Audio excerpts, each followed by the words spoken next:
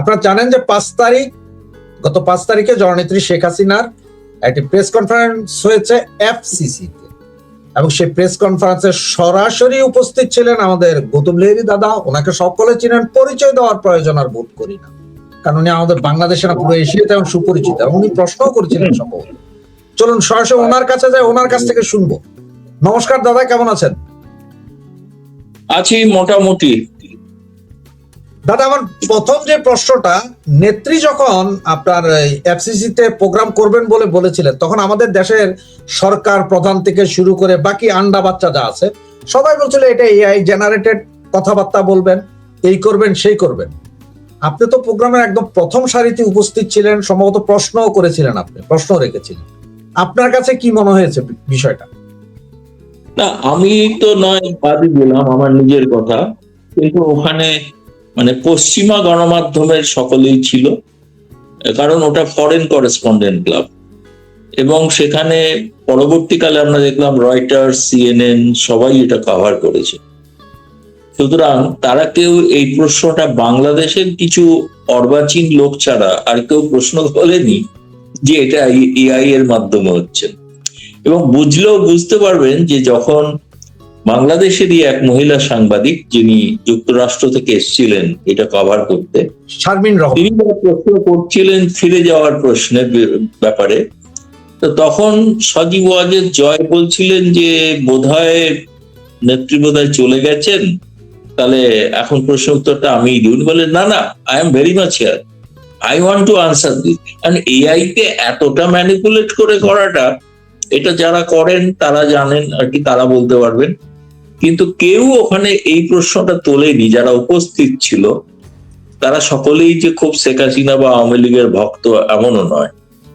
তো তারাও যখন প্রশ্ন তোলেনি, আর বাকিদের প্রশ্ন তোলাটা তো অর্থহীন। প্রশ্নটা হচ্ছে যে এইটা বলার উদ্দেশ্য কারণ হচ্ছে যে মানে যদি গুরুত্ব, সব থেকে বেশি গুরুত্ব কে দিয়েছে বলুন তো? সব থেকে বেশি গুরুত্ব দিয়েছে বাংলাদেশের পররাষ্ট্র মন্ত্রণালয়। তারা এরপরে একটা স্টেটমেন্ট জারি করেছে।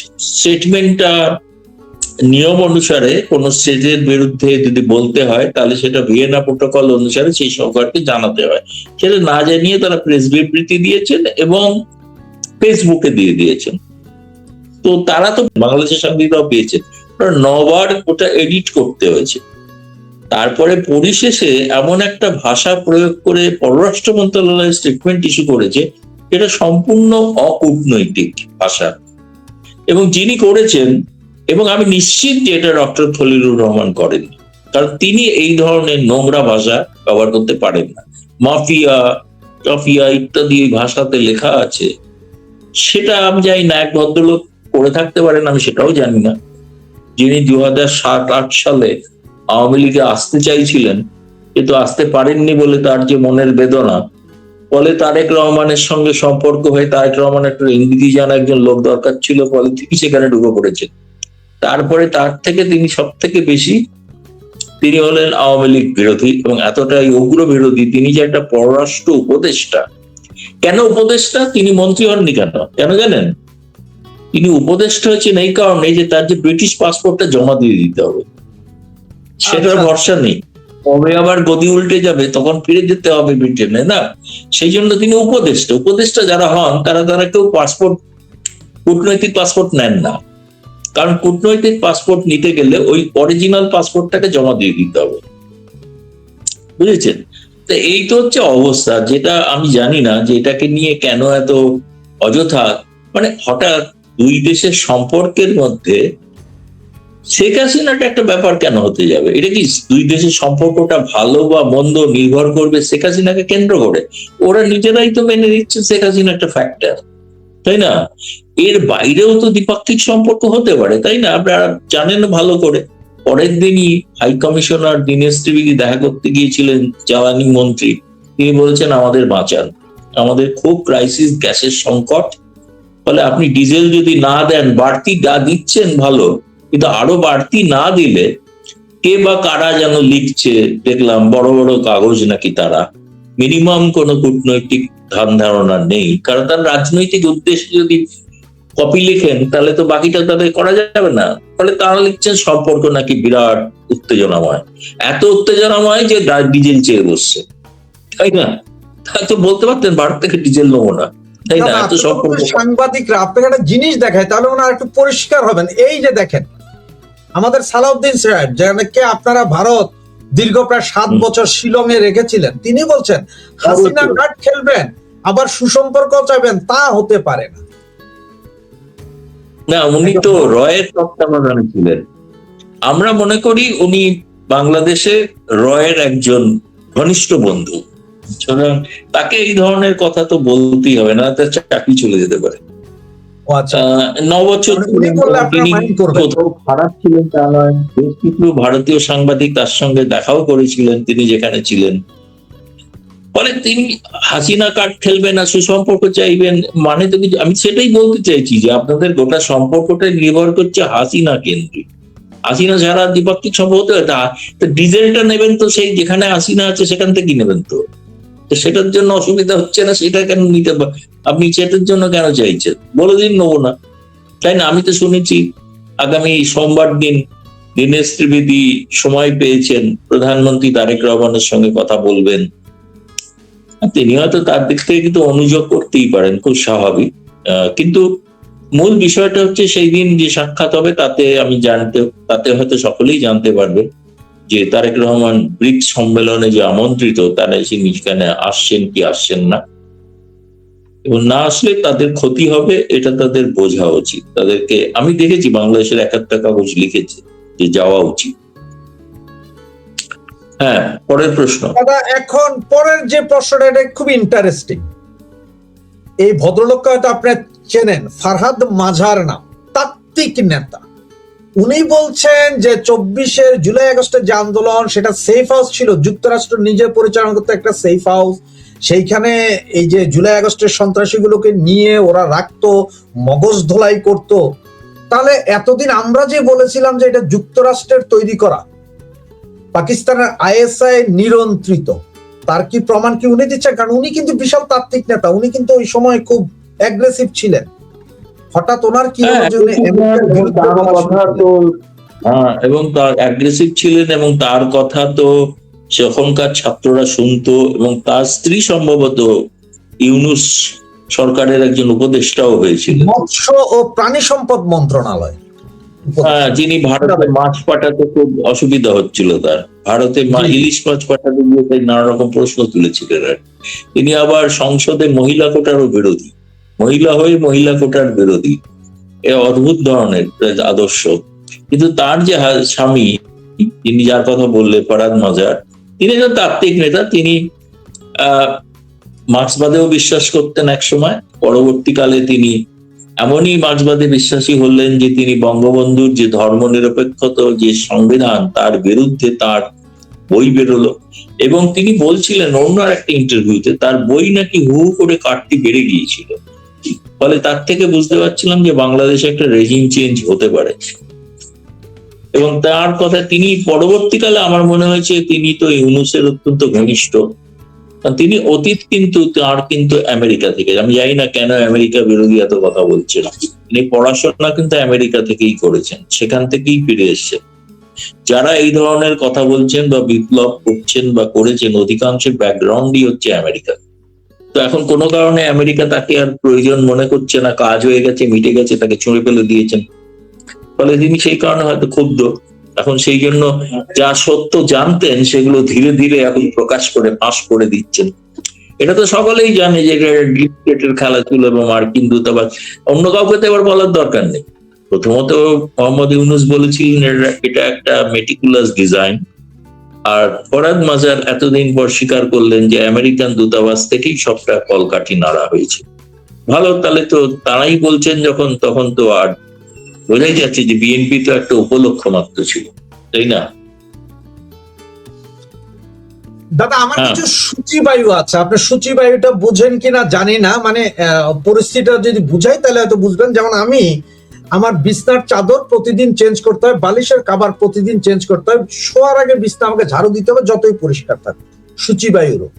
তা এই জন্য সবকিছুতেই সন্দেহ প্রবণ। 5ই আগস্ট আজ থেকে প্রায় মনে হয় 7-8 বছর আগে আপনার কাশ্মীর থেকে 370 লাগু করেছিল। স্মরণ আছে নিশ্চয়ই, এটা আপনার দেশেরই, ভারত সরকার। 2024-এর 5ই আগস্ট আইএসআই আমেরিকা একজোট হয়ে আওয়ামী লীগ সরকারকে ফেলেছিল। আবার এই 5ই আগস্ট 2 বছর পরে শেখ হাসিনা ওই দিনই প্রেস কনফারেন্সে এসে সরাসরি প্রশ্নের উত্তর দেওয়া, কথা বলা, তিনটাকে যদি একই লাইনে মিলে কিছু কি মিলানো যাচ্ছে কি? কেন বারবার 5ই আগস্ট? কাকতালীয় নয়। প্রথম কথা হচ্ছে যে পাকিস্তান তো কখনোই তাদের এই দুঃখ তো ভোলেনি যে পাকিস্তান যেটা পশ্চিম এবং পূর্ব ছিল, পূর্বটা যে বিচ্ছিন্ন হয়ে একটা স্বাধীন রাষ্ট্র হবে, সেটা তো তারা চায়নি খুব স্বাভাবিকভাবে। দ্বিতীয়ত তাদেরও কাশ্মীরের প্রতি তো একটা আগ্রহ বা রয়েছে আর কি। ফলে সেই বিষয়টা নিয়ে ওই দিন যে 370 দ্বারা যেটা প্রত্যাহিত হয়েছিল সেই দিনটা কাঁপতে, একইভাবে ওই দিনটা আবার শেখ কামালের জন্মদিন। কারণ ওই দিন ফরেন প্রেস ক্লাবের অনুষ্ঠানের পরে শেখ হাসিনা তার শেখ কামালের জন্মদিন উপলক্ষে অন্য একটা প্রোগ্রামে গিয়েছিলেন। তো অনেক ক্ষেত্রে দিনটা খুবই গুরুত্বপূর্ণ, এ বিষয়ে কোনো সন্দেহ নেই। তো যেহেতু তিনি জানেন যে 5ই আগস্ট তার ওই সেখানে ওই গণভবনে জাদুঘর উদ্বোধন হবে, সেখানে আবার ইউনূসের আবির্ভাব ঘটবে, এবং সেখানে দুর্ভাগ্যজনকভাবে দুটো অনুষ্ঠানের তুলনা করলেই বোঝা যায় যে ফরেন প্রেস ক্লাবে সুশৃঙ্খল ভাবে এত সাংবাদিক উপস্থিত ছিলেন, সেই হলে জায়গা হয়নি। ফলে তারা তাদের প্রাঙ্গণে আলাদা টিভি বসিয়ে সেখানে বসার ব্যবস্থা করেছেন, যাতে যারা সরাসরি আসতে পারছেন না ভেতরে হলে, তারা বাইরে বসে যদি দেখতে পান, সেটাও তারা দেখেছেন। এতটাই সুশৃঙ্খল ছিল। আর যে অনুষ্ঠানটা আমরা দেখলাম, এখানে রাষ্ট্রপতিকে বলতে হচ্ছে যে আপনারা এরকম অসভ্যতা করবেন না, শৃঙ্খলা মেনে চলুন, সে ঠিক যেমন মানে যে ধরনের হট্টগোল হয়েছে, তাতে সমস্ত রাষ্ট্রদূতেরা, হাই কমিশনাররা ওই প্রাঙ্গণ ছেড়ে চলে যেতে বাধ্য হয়েছে। সেই ভিডিওটা সবাই দেখেছে। ফলে একটা টোটাল যে নৈরাজ্য মধ্যে এখনো বাংলাদেশ, তার একটা বড় প্রমাণ হচ্ছে সাকিব সেদিন ওই প্রোগ্রামে যোগ দিয়েছিল বলে তার বাড়ি ভাঙচুর করা হলো, শুধু সাকিব না, নওফেলের বাড়িও ভাঙচুর করা হয়েছে। হ্যাঁ বলছি তো। এখন যদিও সাকিব খুব চমৎকার রিয়াকশন দিয়েছে, সে বলছে আমি বাড়িটা আসলে ভেঙে নতুন করে তৈরি করতে চাইছিলাম, ভাঙারও তো একটা খরচ আছে, ফলে ওরা ভেঙে দিয়েছে, আমার খরচটা বাঁচিয়ে দিয়েছে, সেটা বলছে সাকিব। তো পরে এটাও বলেছে সে বাংলাদেশে ফিরতে চায়, সব বিচারের সম্মুখীন হতে চায়, কিন্তু তার নিরাপত্তা প্রয়োজন। আর নওফেলেরও চট্টগ্রামের বাড়িতে বারবার ওই বাড়িতে হামলা হয়, বারবার হয়, এবারও হয়েছে। কারণ ওই বাড়িটা হচ্ছে যে চট্টগ্রাম, যেখানে জামায়াত এবং এদের যে জমায়েত, সেই জায়গায় একটা বাতিঘরের মতো, মুক্তিযুদ্ধের আদর্শের বাতিঘর মতো ওই বাড়িটা কাজ করে। ফলে সেটা তো একটা আদর্শগত লড়াই, সেই কারণে নওফেলের বাড়ি আক্রান্ত হয়েছে, জ্বালিয়ে দেওয়া হয়েছে। এবং এটা প্রমাণ করে যে সেই যে ইউনূসের সময় যে মব কালচার, যেটার নিন্দা বিএনপিও করতো, আজকে কিন্তু দেখা যাচ্ছে সেই মব কালচারটা অব্যাহত। শিল্পপতিদের ওপর চাঁদাবাজি অব্যাহত। তাদের যদি তারা চাঁদা না দেন, তাদের কারখানা, শিল্প সংস্থা তাদের খুলতে দেওয়া হবে না, কাজ করতে দেওয়া হবে না। আমি নাম বলছি না, কিন্তু আমি নিজে ব্যক্তিগতভাবে জানি এই সমস্ত শিল্প গোষ্ঠীর ওপরে কি ধরনের হামলা চলছে।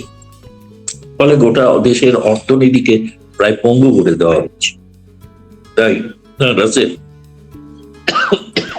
দাদা, অনেকের আজকে কোশ্চেন ছিল, অনেকে SMS ও করেছে এর আগে, যার কারণে আমাকে একটু অন্য জায়গায় যেতে হচ্ছে। সেটা হচ্ছে যে ওরা সবাই জানতে চাচ্ছে আপনার কাছ থেকে যে পাকিস্তানে একটা সমস্যা।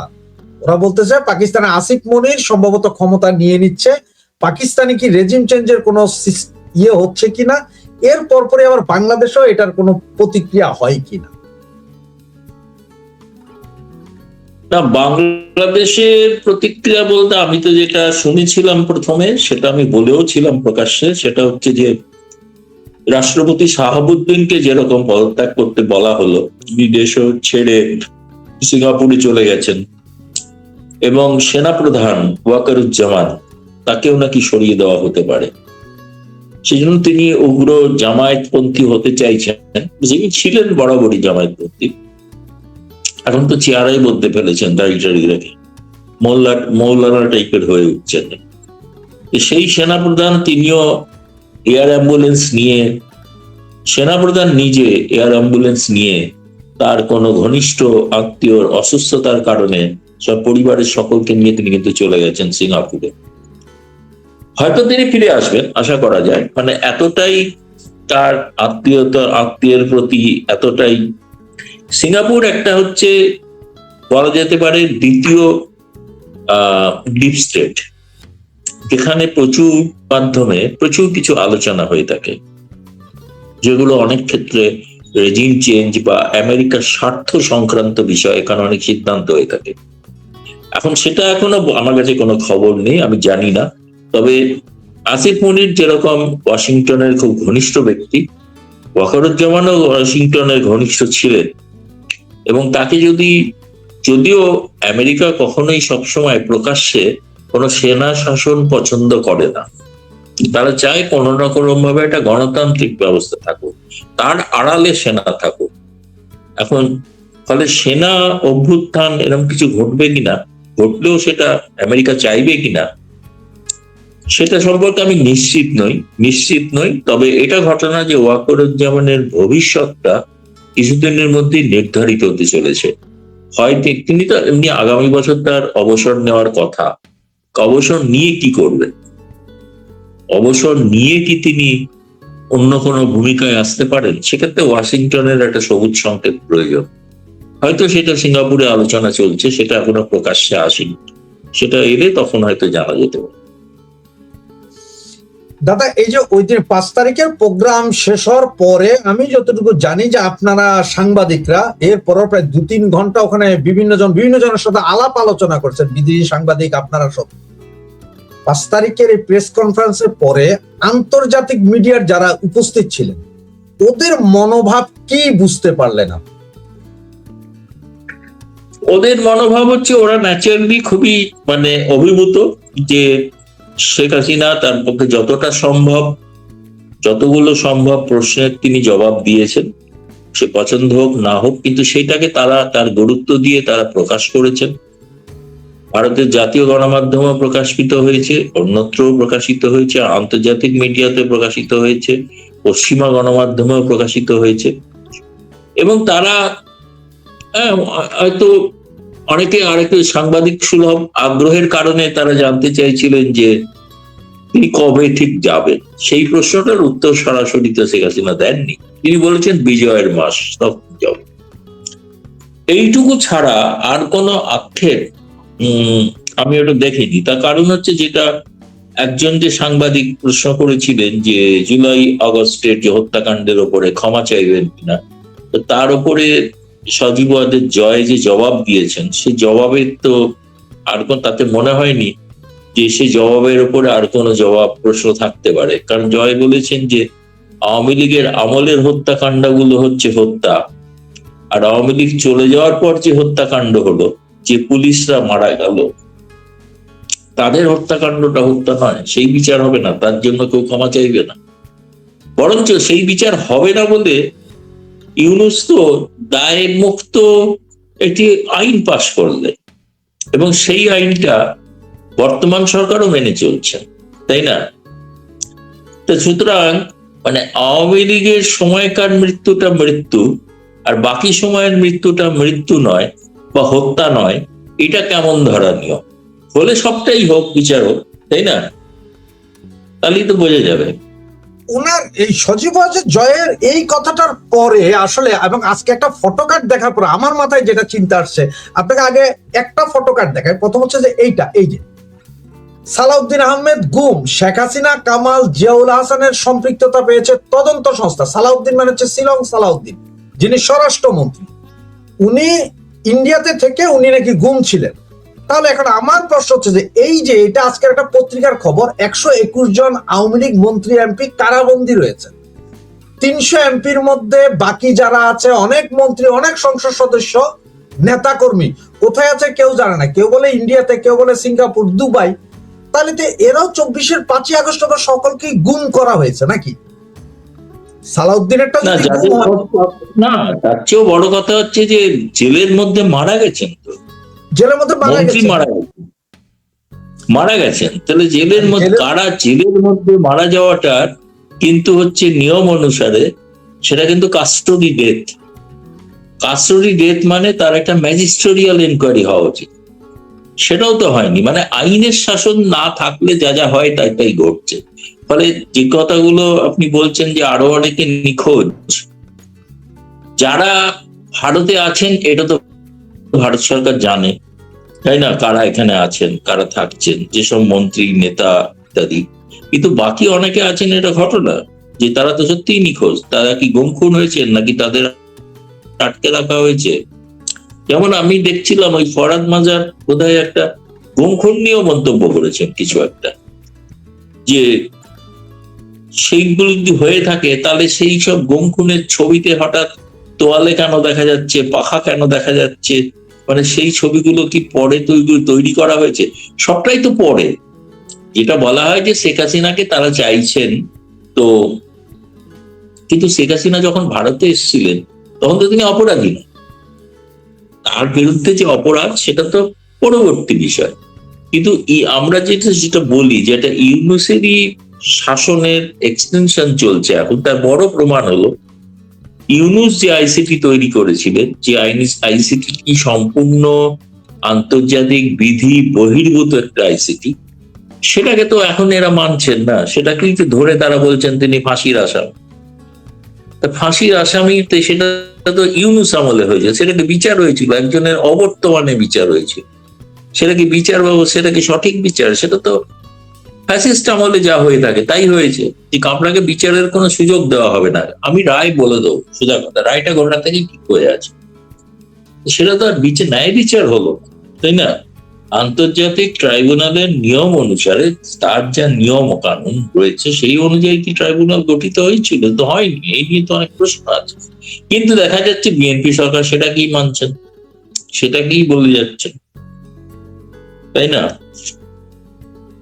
হ্যাঁ, রাশেদ ভাই।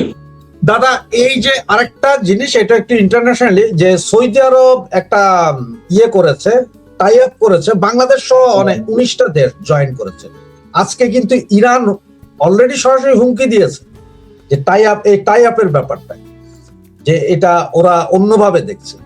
বাংলাদেশের উপরে কি কোনো ইম্প্যাক্ট আসতে পারে? না, বাংলাদেশের যে সমস্ত জাহাজে বাংলাদেশের পণ্য আসার কথা হরমুজ প্রণালী দিয়ে, সেগুলো ইরান অনুমতি দেবে না, বা জোর করে পাঠানোর চেষ্টা হলে সেগুলোকে ইরান ধ্বংস করে দিতে পারে। ফলে বাংলাদেশ ক্ষতিগ্রস্ত হবে। এরকম একটা মানে যে সামরিক জোটে, একটা মানে যে সামরিক জোটটার জাতিসংঘের অধীনে নয়, সেই ধরনের সামরিক জোটে অংশগ্রহণ করাটা, এটা বাংলাদেশ আমার মতো একটা বড় ধরনের ঝুঁকি নিয়েছে। মানে যারা মুখে এত কথা বলেন তারা নাকি ফিলিস্তিনের পক্ষে, কিন্তু এটা তো ইসরায়েলের পক্ষে চলে যাওয়া হলো। তাহলে বাংলাদেশ কি শিবির পরিবর্তন করছে?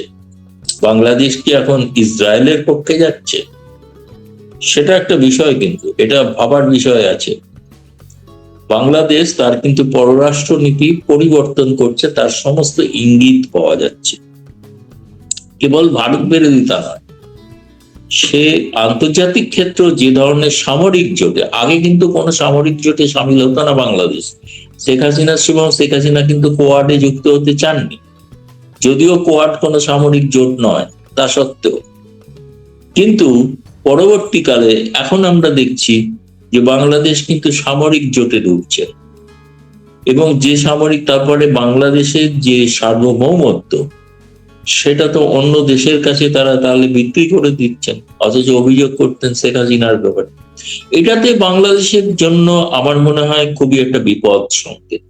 এটা বাংলাদেশকে কোন জায়গায় নিয়ে যাবে আমি জানি না। মরিয়া হয়ে তারা কোনোভাবে নিজেদের সরকার টেকানোর নাম করে যেটা করতে চলেছেন অগণতান্ত্রিক পথে, এটা বাংলাদেশের পক্ষে সঠিক কোনো আমি ভবিষ্যৎ দেখছি না আর কি। এটা খুবই চিন্তার বিষয় হয়ে দাঁড়াবে, কোনো সন্দেহ নেই।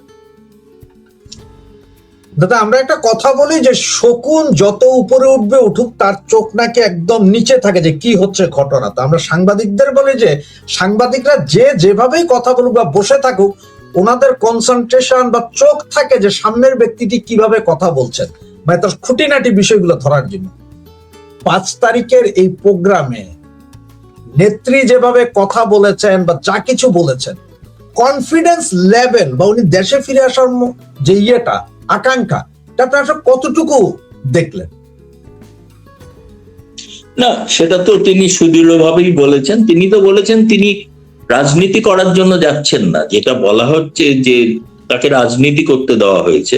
তিনি তো রাজনীতির কথা বলেননি। তিনি বলেছেন মানুষ দুঃখে আছে, কষ্টে আছে, তার পাশে আমি থাকতে চাই।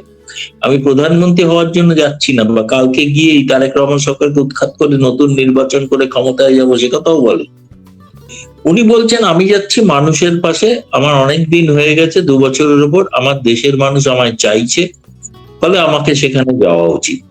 এবার আমার প্রশ্নটা হচ্ছে, ধরুন শেখ হাসিনা সেখানে যদি গেলই শেষ পর্যন্ত, তাহলে তার বন্দি প্রত্যার্পণের দরকার পড়ছে না, তারা তো তাকে পেয়াচ্ছেনি সেখানে। তো সেই অনুসারে তারা ব্যবস্থা যা যা নেওয়ার নেবেন, তো সেটার জন্য তিনি তো প্রস্তুত আছেন, তাই না?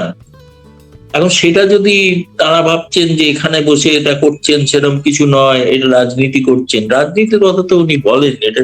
আর মত প্রকাশের স্বাধীনতা তো ভারতে আছে, তাই না? আমরা তো কাউকে বলতে পারি না, যে সাংবাদিকদেরও বলতে পারি না, তাহলে আমরা সাংবাদিকরাই সরকারের বিরুদ্ধে বলতাম। যদি ফরেন কারেন্সি ক্লাবকে যদি নিষেধ করা হতো এটা করতে পারবেন না, তাহলে তো আমরাই সোচ্চার হয়ে সেদিন রাজপথে থাকতাম। শেখ হাসিনার জন্য নয়, আমাদের সাংবাদিক স্বাধীনতায় হস্তক্ষেপ করার জন্য। আর শেখ হাসিনা এখানে একজন অতিথি, তাকে কি করে বলা হবে যে তিনি কি বলবেন, আর কি তার স্ক্রিপ্ট সেটাও কি ভারত সরকার তৈরি করে দেবে, নাকি বিএনপি তৈরি করা স্ক্রিপ্ট নিয়ে তিনি কি রাষ্ট্রপতি যেভাবে ভাষণ দেন সেভাবে কি ভাষণ দেবেন নাকি? তিনি তার যে মত প্রকাশের অধিকার, তিনি সেটা মত প্রকাশ করবেন। তা সে মত প্রকাশে কেউ খুশি হতে পারেন, কেউ অখুশি হতে পারেন, সেটা দেখার তো ভারতের কাজ নয় না। ভারতের বক্তব্য হচ্ছে এখানে তিনি আওয়ামী লীগের নামে কোনো সাইনবোর্ড খুলে, কোনো অফিস খুলে কোনো রাজনৈতিক আন্দোলন, প্রতিবাদ এসব করতে পারবেন। তার তো ব্যক্তি স্বাধীনতা আছে, সেই ব্যক্তি স্বাধীনতা অনুসারে তিনি যা করার করছেন। এটাকে রাজনৈতিক দৃষ্টিতে দেখাটাই আমার মনে হচ্ছে ভুল হচ্ছে। আর গোটা বিষয়টাকে শেখ হাসিনা কেন্দ্রিক করে ফেলছেন, যে শেখ হাসিনার নাকি কোনো গুরুত্ব নেই, শেখ হাসিনার নাকি ইররেলিভেন্ট, এখানে কেউ নাকি বাংলাদেশে চায় না। তো তারা মাথা কামাচ্ছেন কেন? শেখ হাসিনাকে তো চায় না, ইররেলিভেন্ট। আপনার তাকে নিয়ে তো সকাল সন্ধে ভেবেই চলেছেন। যতটা না মানে আওয়ামী লীগ ভাবছে, আওয়ামী লীগের কিছু কিছু একটা ব্যাপার বলে রাখা ভালো, এই প্রসঙ্গে সুযোগ এলো বলে। আওয়ামী লীগের কিন্তু সেই সময়ের যে ঘটনা 2024, তাতে অনেকেরই সন্দেহ যে কিছু আওয়ামী লীগের লোক তারা হয়তো ষড়যন্ত্রের শিকার হয়েছেন, এবং তারা একটা ষড়যন্ত্রকারী রোল প্লে করেছেন। কারা নিশ্চিত নয়, ভবিষ্যতে শেখ হাসিনা কোনোদিন একদিন তদন্ত করে বের করবে কারা তারা। কিন্তু আমি আর একটা জিনিস লক্ষ্য করেছি, এটা আমার বলতে আমার খারাপ লাগছে, তবুও আমি বলতে বাধ্য হচ্ছি, এখনো কিন্তু সেই ধরনের কিছু লোক আছে যারা আওয়ামী লীগের নাম করে বিভ্রান্তি ছড়াচ্ছেন এবং বিরূপ প্রচার করছেন, এমনকি বহু তথ্য বিরোধীদের হাতে তুলে দিচ্ছেন। এদের সম্পর্কে আওয়ামী লীগ নেতৃত্ব তখনও যেমন সতর্ক ছিলেন না কিছুটা, আজও তেমনি অনেকটা সতর্ক নন। কারণ শেখ হাসিনার সঙ্গে কারা দেখা করছেন, কারা কথা বলছেন, সেই তালিকা মানে আমি এত ঘনিষ্ঠ হওয়া সত্ত্বেও আমি জানি না। কিন্তু আমি দেখছি বাংলাদেশের একটা বিশেষ দলের মুখপাত্র প্রায় কার্যত সংবাদপত্রের নামে তাতে সমস্ত বিশদ বেরিয়ে যাচ্ছে, এবং বেরোচ্ছে মানে কি, সেটা কেউ তো এখান থেকে ভেতর থেকেই দিচ্ছে, তাই না? তার মানে আওয়ামী লীগের মধ্যেও একটা সোর্সের মধ্যে ভূত আছে, সেটা এখনো কিন্তু আইডেন্টিফাই করার প্রয়োজন আছে, তা নাহলে কিন্তু বিপদ আরো হতে পারে। সতর্ক হওয়া দরকার, এটা কারা, এটা চিহ্নিত করা দরকার। কারণ কারা দেখা করবেন এই তালিকাটা শেখ হাসিনা তৈরি করে, এবং শেখ হাসিনা সেই তালিকাটা ভারতীয় নিরাপত্তা এজেন্সির হাতে দেন। বা আরো কারুর কাছে দেন, এরকম যারা তালিকা পান তাদেরই কেউ কি এটা ফাঁস করে দিচ্ছেন? এটা আমার মানে আজকের পর থেকে এটা মাথায় ঢুকেছে এবং আমি বেশ চিন্তিত, এবং আমার মনে হচ্ছে শেখ হাসিনার নিরাপত্তা ব্যবস্থা আরো জোরদার করা প্রয়োজন আছে। তিনি ঘন ঘন তাকে যাতে দেখা না যায় সেরকম হওয়াটাই বাঞ্ছনীয়। কোন একটা কত ষড়যন্ত্র দানা বাঁধছে সেটা দেখে আমি কিন্তু খুব আতঙ্ক।